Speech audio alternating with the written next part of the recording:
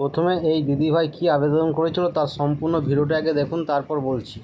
আমার একটি আর্জি আছে সরকারের কাছে, বলি এই যে সরকারি বাস ভাড়া লাগবে না মেয়েদের, এটি খুবই ভালো। কিন্তু ধরুন এক আর্থিক সচ্ছল মেয়ে বাসে উঠেছে আর তার ভাড়া লাগলো না, তার পাশে দাঁড়িয়ে আছে একটি ছেলে যে বর্তমানে আর্থিকভাবে খুবই সমস্যার মধ্যে থেকে যাচ্ছে। অথবা ধরুন সরকারি দপ্তরে চাকরিরত এক মহিলা বাসে উঠেছেন, তার ভাড়া লাগলো না, কিন্তু তার পাশে বসে আছে একজন মাঝবয়স্ক লোক যে ছেঁড়া জুতো সেলাই করে কর্মযুদ্ধে দৌড়াচ্ছেন যাতে পরিবারের মুখে দুটো ডাল ভাত চোটাতে পারেন, তাকে কিন্তু বাসের ভাড়া দিতে হচ্ছে। অথবা ধরুন একজন সচ্ছল চাকরিজীবী নারী যার নিজের গাড়ি চড়ায় বা অনায়াসে ভাড়া দেওয়ার সামর্থ্য আছে, তিনিও কিন্তু সরকারি বাসে বিনামূল্যে যাচ্ছেন।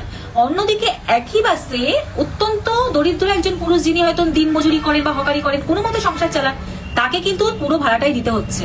যাদের আর্থিক সামর্থ্য আছে তাদের কেন সরকারের সুবিধা নিতে হবে? সামর্থ্য থাকলে দেশের অর্থনীতির অবদান রাখা এবং নিজের ভাড়া নিজে দেওয়াটাই তো একজন সচেতন নাগরিকের দায়িত্ব। আমার মতে মেয়েদের সুযোগ দিন, কিন্তু তার সাথে সুযোগ দিন যাদের সত্যি প্রয়োজন। এবার হয়তো বলবেন কিভাবে এটা বোঝা সম্ভব কার প্রয়োজন আছে আর কার প্রয়োজন নেই?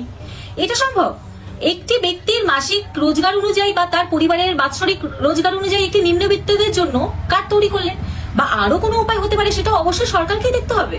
সরকার কেন কারোর এক্সট্রা মেকআপ কেনার জন্য টাকা দেবেন? আমি মনে করি প্রতিটি সরকারি প্রকল্প কিছু মানুষকে সন্তুষ্ট করার জন্য তৈরি করা একদমই উচিত নয়, বরং যাদের সত্যি প্রয়োজন তাদের কাছে পৌঁছে দেওয়া উচিত।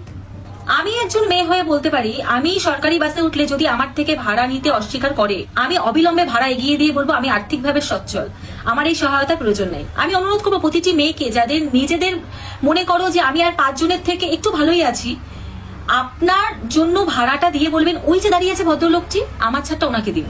এইভাবেও কিন্তু মানুষের পাশে থাকা সম্ভব। আমি কিন্তু কোনো সুবিধার বিরোধিতা করছি না, বরং চাইছি সুবিধাটা যেন আরো নিখুঁত এবং ন্যায়সঙ্গত হয়।